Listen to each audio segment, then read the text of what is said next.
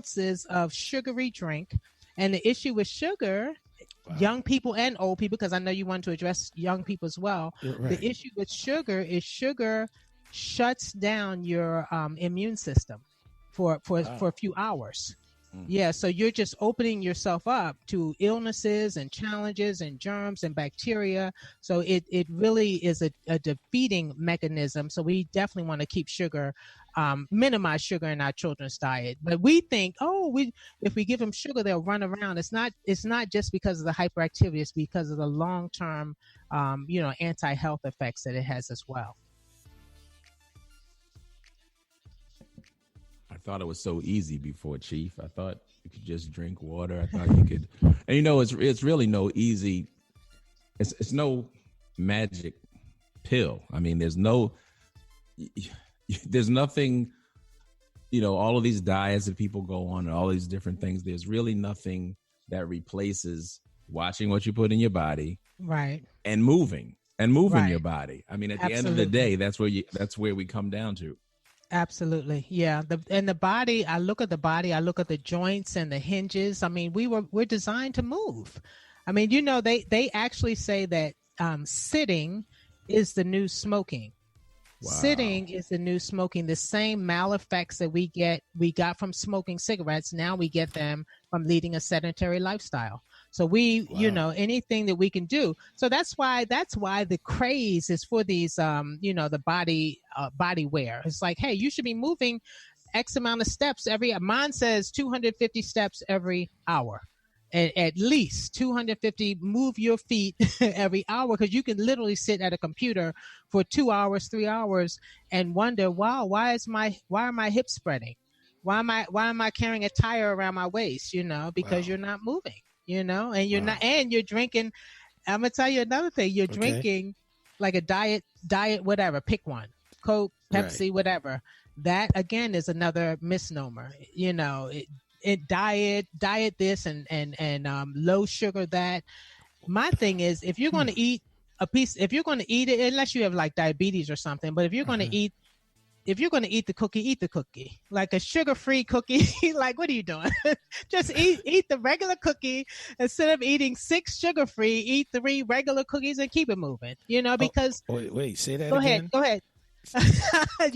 If you're going to eat the sugar-free labels are they're misnomers, and they are actually less healthy for you. Right. So if you're going to actually have more of the bad stuff in them, from what I understand. Yeah, chemicals, and they're like, I mean, people get a comfort zone around, the government, and if it's FDA approved, it's okay.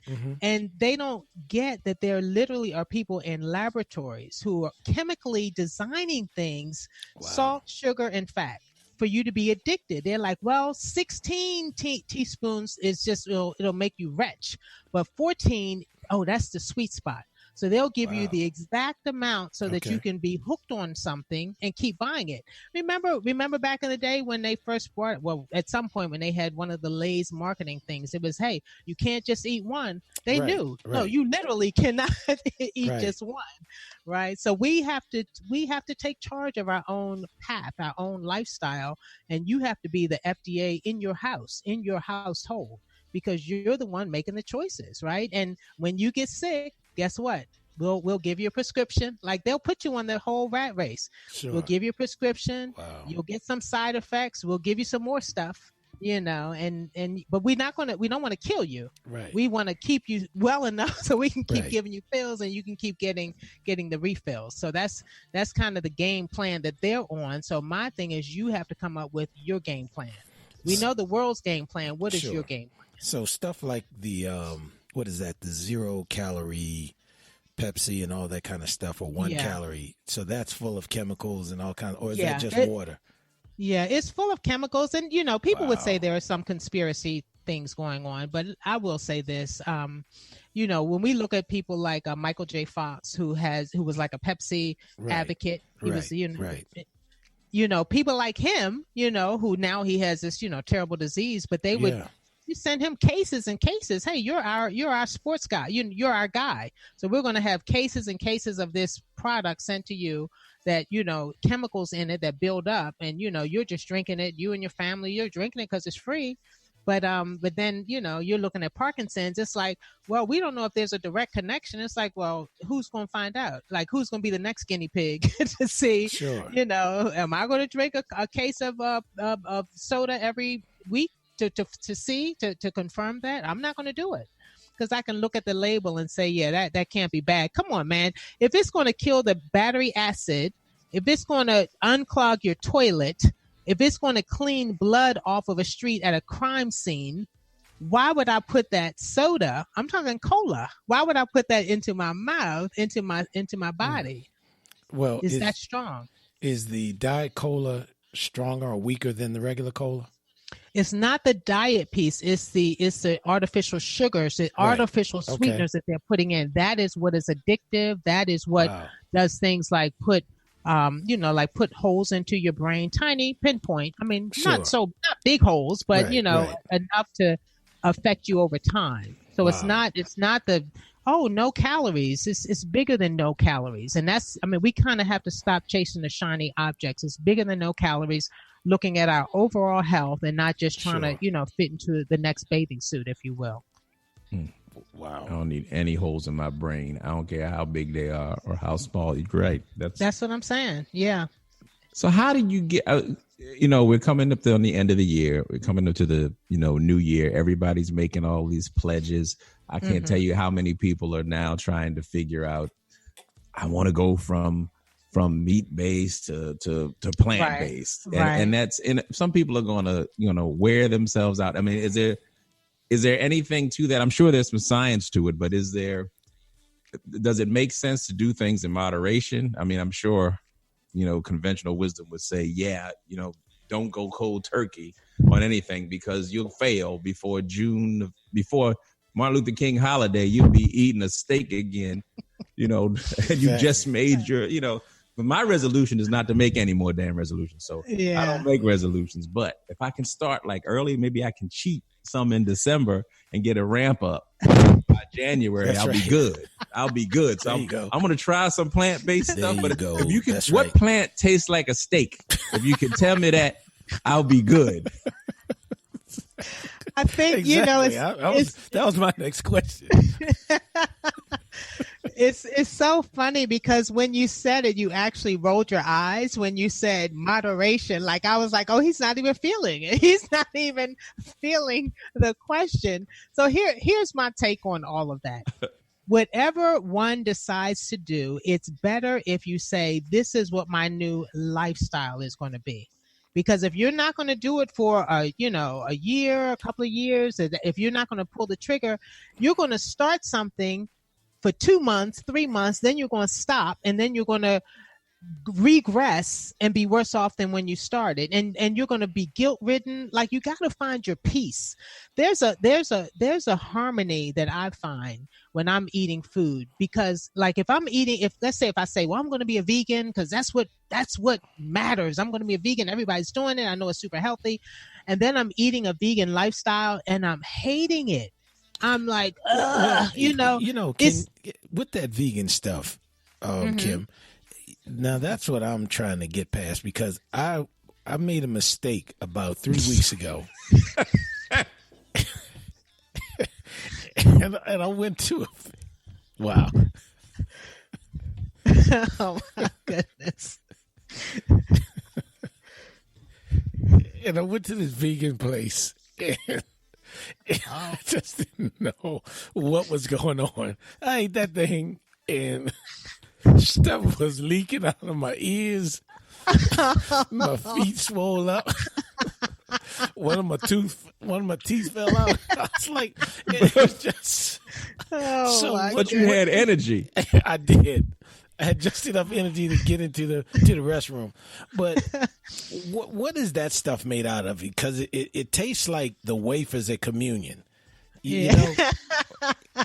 What is that stuff? It's not necessarily what it's made out of. It's just the fact that they don't put things in it that you're used to. So they're not putting in any products from animals at all. So no eggs, no butter, no. So what is that stuff that resembles meat?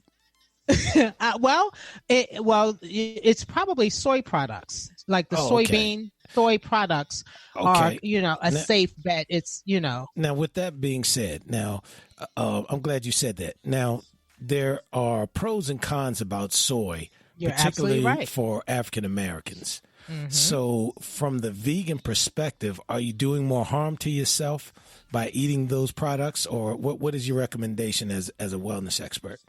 Well, I would say this, the other category, when you talk about African Americans, also we have an issue with lactose intolerance, right? We have to look at that differently, right? And the other thing that I really want people to understand is it's time to turn the light switch on for yourself, to start being in tune with your body, because there's no, all African Americans should do this, or people. Be in tune with your body. Just like you said, I went to this restaurant, I ate something, I'm not going there again. Right. What was in this, tell me the ingredients here, because my body did not react properly to those. So you want to be in tune with your journey so that you can, respond correctly. Right. Like I know my husband, I know he's probably listening, but I know at one time he's like, you know what? When I eat like red meat late at night, it's not a good fit.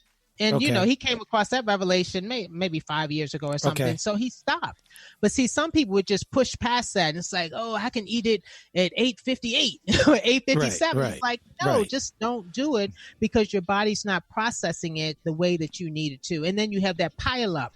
Up in your system. You probably know that the majority of disease starts in your colon. Right. So if you have this pile up in here and it's just not getting out, it's just like a plunger you need, and the steak you ate Tuesday is still in there next Thursday. Wow. Right. Then you have this corrosion and this rottenness in your body and toxicity, and you wonder why you're sick.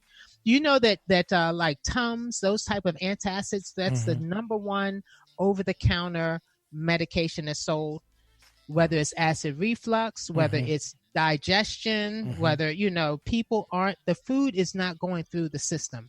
Wow. And there's a big, big price to pay for that. Wow. Well, for our listeners, we were remiss in not giving out our call-in number, and that's 702-425-4713. 702-425-4713 if you want to call and give some questions to our health and wellness expert, Kim McDaniel. And we were talking about soy and how certain things can clog up the system, and how good water is in terms of rejuvenating and all those types of things. So let's move to the next topic in terms of seniors, and that is vitamins. How important are vitamins? Are there some stores that sell better vitamins than others? And what vitamins in particular are those that are the most challenging for seniors? Well, I want to say this, vitamins are key. Okay. One of the challenges is, let me put two things together, vitamins and minerals. Okay. So not having minerals are like the light switches to vitamins. Okay. If you don't have the proper minerals in your bodies, the vitamins are not going to work. Okay. We are supposed to be able to get vitamins and minerals from our food. Okay. They're in the soil, and the uptake of the green plants, the plants, and then we eat the plants. It's supposed to all work together like a, phenomenal science project. Well, because our soils are depleted, we're not getting that. So that, like, if I ate an orange today, and the same orange like in 1910, this same orange today is depleted by about 75%. So we definitely do need supplemental vitamins, right? So I find that liquid vitamins are better because they're bioavailable. So they're getting it. You need something that's going to get into your bloodstream. Sure. I have a mineral line that I also recommend that I take sublingually. So it goes under your tongue into the blood vessels under your tongue. Sublingually under your tongue. Yeah, just want to make sure, because he's slow. Some of our audience is slow and remedial. This is, we want to be ADA compliant. Thank you. Sublegally. That was from management. Okay. Yes. So things have to get into your body, because check this out. So there was a study done in some porta potties, if you will, in the fields when they moved the porta potties in Seattle, and they found that